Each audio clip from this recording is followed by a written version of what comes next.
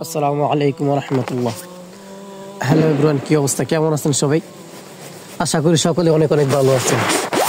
So আলহামদুলিল্লাহ, আল্লাহর রহমতে আপনাদের দোয়ায় আমিও অনেক অনেক ভালো আছি। সো অনেকে একটা প্রশ্ন করে থাকেন যে আমরা ভাই এখন আমরা এই ম্যান পাওয়ার করতে পারতেছি না, অনেকেই সমস্যার মধ্যে পড়ে আছেন। অনেকের দালাল অনেকেও তাই বলতেছে যে আমরা ম্যান পাওয়ার করতে পারতেছি না, এখন আমরা ম্যান পাওয়ারের জন্য কি করতে পারি। সো অনেকেই বলতেছে আবার ম্যান পাওয়ার হইতেছে না, আসলে ম্যান পাওয়ার হইতেছে না। অনেকে আবার বলতেছে যে মেডিকেল লাগে। সো মেডিকেলটা যে লাগে, এটা আসলে মেডিকেল সার্ভিসের জন্য অ্যাকচুয়ালি লাগে না, আবার অনেক ক্ষেত্রে লাগে। কোন সময় মেডিকেলটা লাগে হলো আপনার যদি কোনো কোম্পানি থেকে চায় যে মেডিকেল করে বাংলাদেশ থেকে লোক নিয়ে আসবে, তাহলে মেডিকেল করে লোক নিয়ে আসে। সব কোম্পানিতে মেডিকেল করে লোক নিয়ে আসে না, মেডিকেল লাগে না। সো কিছু কিছু কোম্পানিতে বাংলাদেশ থেকে লোক আনতে হলে মেডিকেল করে তারপর তো লোক নিয়ে আসে, যে লোকটা সুস্থ আছে কিনা তা যাচাই করে তারপর সার্বিয়াতে বাংলাদেশ থেকে লোক নিয়ে আসে। তো আবার অনেক দালাল আছে আপনার যে হসপিটাল মেডিকেল সেন্টার, ওদের সাথে একটা চুক্তি করা থাকে যে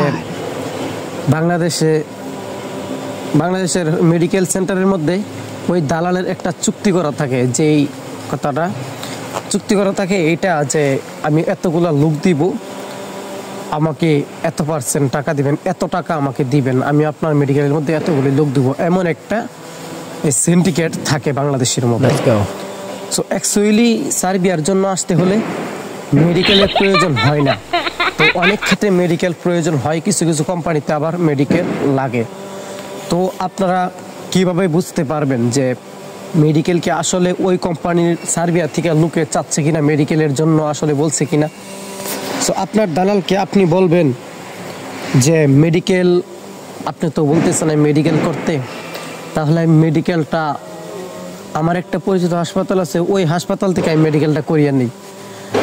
তো যদি উনি বলে হ্যাঁ তুমি মেডিকেল ওই তোমার হাসপাতাল থেকে তুমি কইরা নিতে পারো তোমার মন মতো, তাহলে আপনি বুঝা নিবেন যে আসলেই ওই কোম্পানি, এই সার্বিয়ান কোম্পানি থেকে চাইছে যে আপনার মেডিকেলের জন্য সার্বিয়ার কোম্পানি থেকে চাইছে।